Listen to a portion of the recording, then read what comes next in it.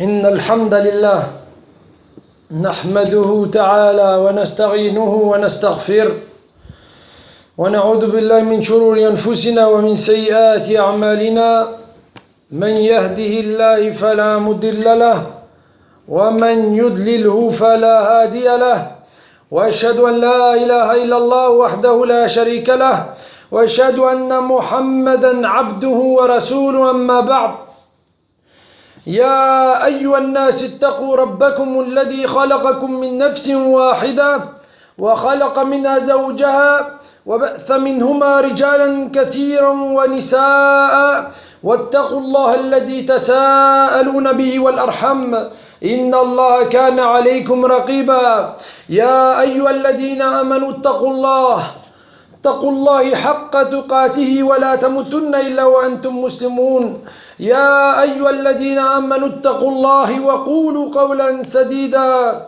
يصلح لكم أعمالكم ويغفر لكم ذنوبكم ومن يطع الله والرسول فقد فاز فوزا عظيما ثم أما بعد فاعلموا أن أصدق الكلام كلام الله وأصدق الحديث حديث نبينا محمد صلى الله عليه وسلم وشر الأمور محدثاتها وكل محدثة بدعة وكل بدعة ضلالة وكل ضلالة في النار أعاذنا الله وإياكم منها ثم أما بعد يقول الله في كتابه الكريم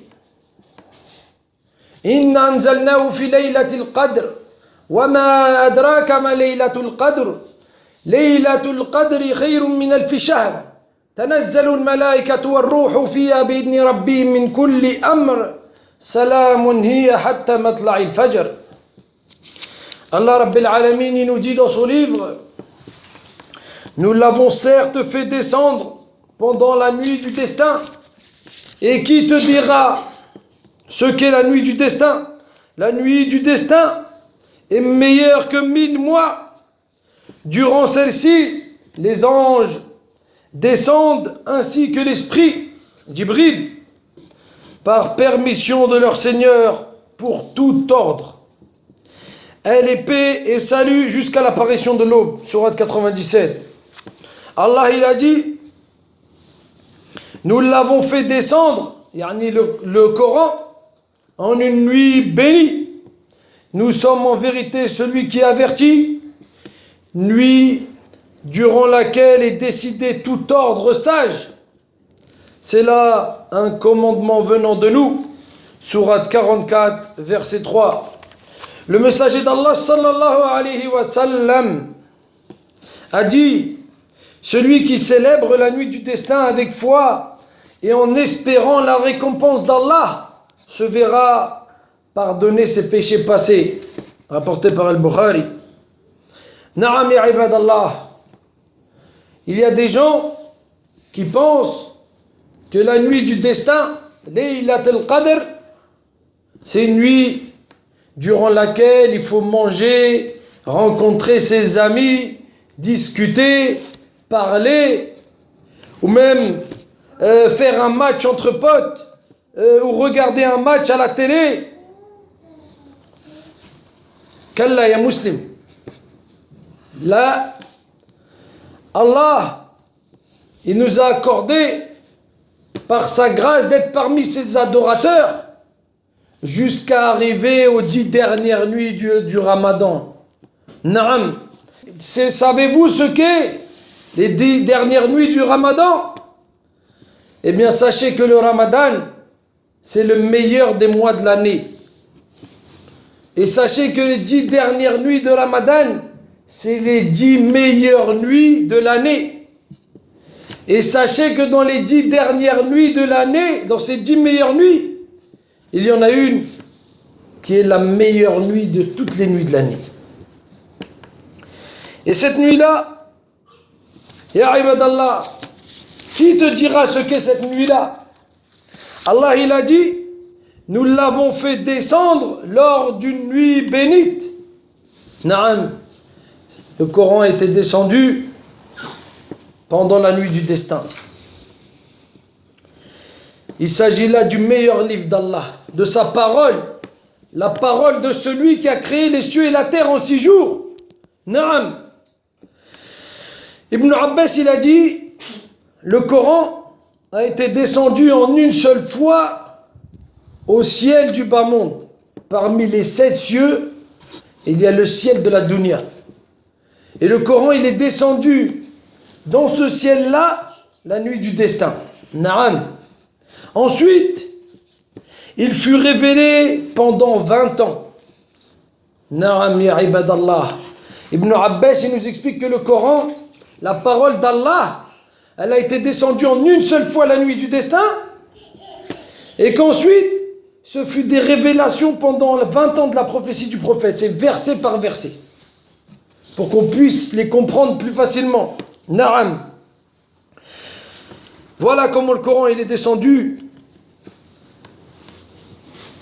Ensuite, Al-Haris ibn Hisham, il nous dit, j'ai demandé au messager d'Allah sallallahu alayhi wa sallam comment il recevait la révélation. Naam, parce que la révélation, les versets descendaient petit à petit à des moments précis. Et le prophète alayhi salam, il a dit, parfois sous forme de bruit d'une cloche. Naam, ça venait comme un son dans sa tête.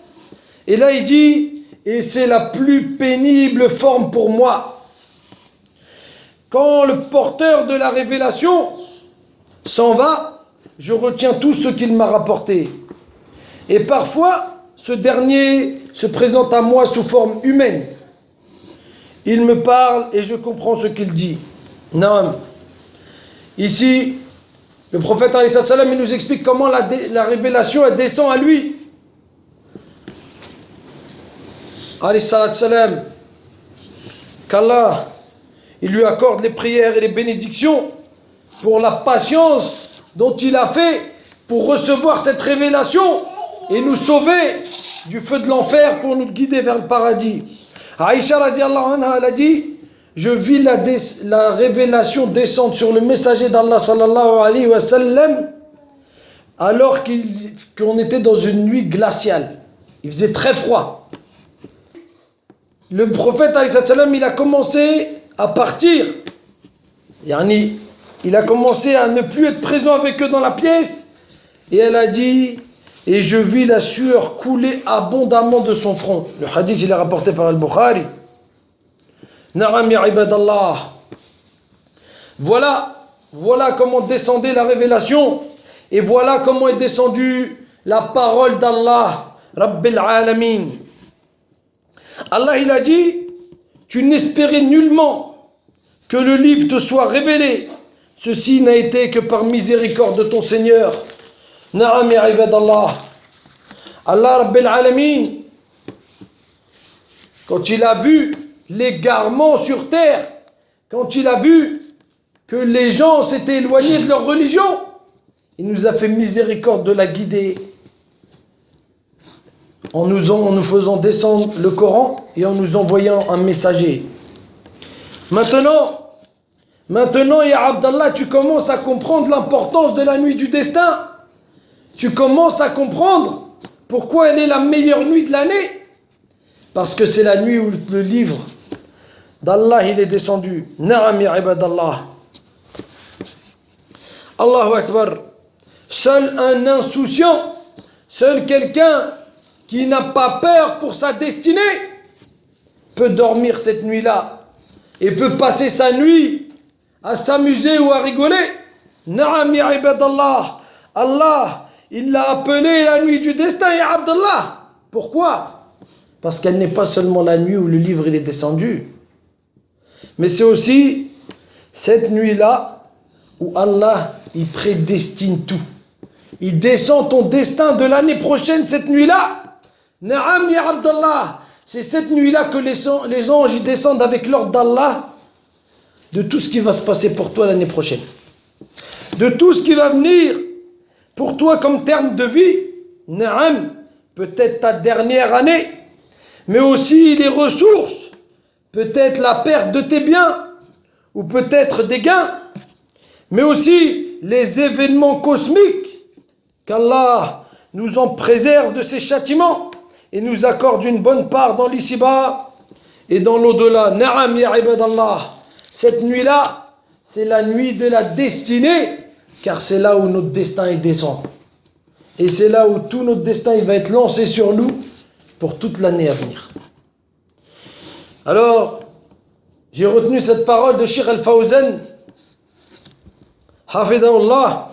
Il a dit, en un mot, la nuit du destin est une nuit extraordinaire.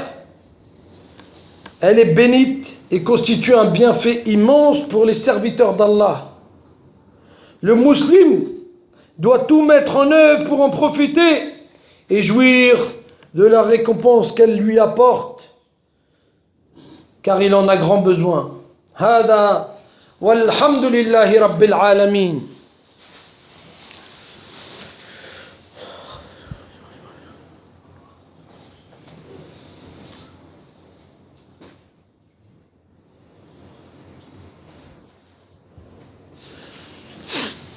الحمد لله حمدا كثيرا طيبا مباركا فيه والصلاة والسلام على نبينا محمد صلى الله عليه وسلم أما بعد. Allah il a dit, et quelle merveilleuse nuit que la nuit de la destinée, car la nuit de la destinée vaut plus que 1000 mois. Sourate 97.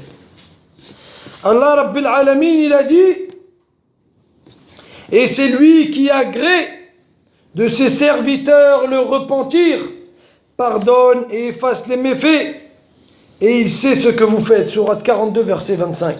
Na'am ya ibadallah. Laylatul Qadr, khayrun min alfi shahr. Elle est meilleure que 1000 mois. Pas que 1000 jours, que 1000 mois, ya ibadallah. Et sais-tu ce qu'est 1000 mois? 1000 mois d'adoration? Eh bien, elle équivaut à la vie d'un homme entier, 80 ans. Non. Une adoration faite cette nuit-là est récompensée par 80 ans d'adoration. Une prière que tu auras fait cette nuit-là, c'est comme si tu l'auras prié pendant 80 ans. Un dhikr que tu auras fait cette nuit-là, c'est comme si tu l'auras fait pendant 80 ans. Ya ibadallah, voilà pourquoi cette nuit est si importante. Voilà pourquoi cette nuit-là, les gens passent leur tête, passent leur front passé au sol. Non seulement parce que leur destin il est en jeu, non seulement parce que la récompense elle est grande, et la miséricorde de ton Seigneur, elle n'a pas de limite. Na'am ya ibadallah. Allahu Akbar. Allah le Très-Haut, il te fait cette récompense, il te fait cet honneur, car il est riche et très miséricordieux. Naam, Allah il est dur en châtiment, mais il est très miséricordieux. Seul un inconscient dormira ce soir-là. Naam ya ibadallah. Le messager d'Allah sallallahu alayhi wa sallam, la meilleure créature d'Allah, alors que ses péchés passés et futurs étaient pardonnés, eh bien Aïcha nous rapporte, quand on entrait dans les 10 derniers jours du Ramadan, le messager d'Allah sallallahu alayhi wa sallam y retroussait ses manches et veillait toute la nuit à prier et réveiller ses femmes. Le hadith il est rapporté par Al-Bukhari. Naam. Allah il a dit, c'est au cours de cette nuit que descendent avec la permission d'Allah, de leur Seigneur, les anges et l'Esprit Saint pour exécuter tout ordre divin. Sourate 97, verset 4. Naam. Cheikh Saadi, rahimullah, il dit dans son tafsir que cette nuit-là, les anges, ils descendent en plus grand nombre avec Jibril. Qu'Allah nous permette d'honorer ce don qu'il nous fait afin de nous pardonner. Na'am ya ibadallah. Le messager d'Allah sallallahu alayhi wa sallam, il a dit, faites des efforts pour chercher la nuit du destin dans les 10 derniers jours impairs du mois de Ramadan. Naam. Aïcha, elle a dit, j'ai dit, ô messager d'Allah, à ton avis, si je savais quelle est la nuit du destin, que devrais-je y dire? Naam ya ibadallah. Les sahaba, les salaf, ils cherchaient cette nuit. Encore pire que vous cherchez l'or ou l'argent. Il a cherché pendant des jours, pendant des nuits. Et pour être sûr de l'atteindre, alors il répétait les adorations pendant les 10 dernières nuits, comme ça ils étaient sûrs de tomber dessus. Naam ya ibadallah. Aïcha dit, si je sais c'est laquelle, parce que je vais la chercher, comme tous les sahaba, comme tous les salafs, comme tous ceux qui ont une conscience. Je vais la chercher, et si je sais quelle est cette nuit, que devrais-je y dire?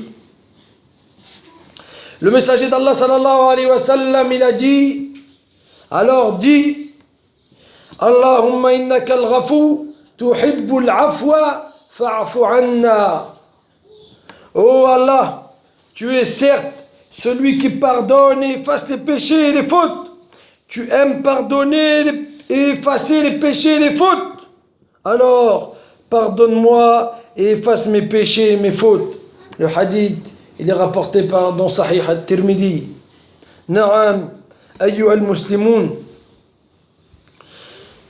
S'il y a un moment où il ne faut pas dormir et te retirer de cette dunya dans laquelle tu es emprisonné vers l'adoration du Tout-Puissant et vers le salut de ton âme, eh bien, c'est maintenant, pendant ces 10 dernières nuits. Naam ya Abdallah, s'il y a 10 nuits où tu dois prendre un congé, ou s'il y a 10 nuits où tu dois absolument t'appliquer, et s'il y a 10 nuits où tu dois t'éloigner de certaines personnes, eh bien, ya Abdallah, sache que c'est les 10 dernières nuits du Ramadan. Et d'après certains compagnons, parmi eux Ibn Abbas, radiyallahu anhu, il a dit que cette nuit serait la 27e nuit du Ramadan. Mais nous restons sur la meilleure parole de la meilleure personne, qui est le messager d'Allah sallallahu alayhi wa sallam, qui a dit, recherchez-la dans les nuits impaires des 10 derniers jours, et cela est plus sûr, et Allah est plus savant. Naam, as'al Allahu al-azim, Rabbul arshi al-azim, al-wahid al-ahad, al-fard al-samad, أن يتقبل منا أعمالنا وصلاتنا وصيامنا وقيامنا ودعائنا، وأسأله بمنه وكرمه أن يعن على ذكره وشكره وحسن عبادته، وأسأله بأنه هو رب العالمين أن يرنا الحق حقا ويرزقنا اتباعه، ويرنا الباطل باطلا ويرزقنا اجتنابه. هذا واقم الصلاة.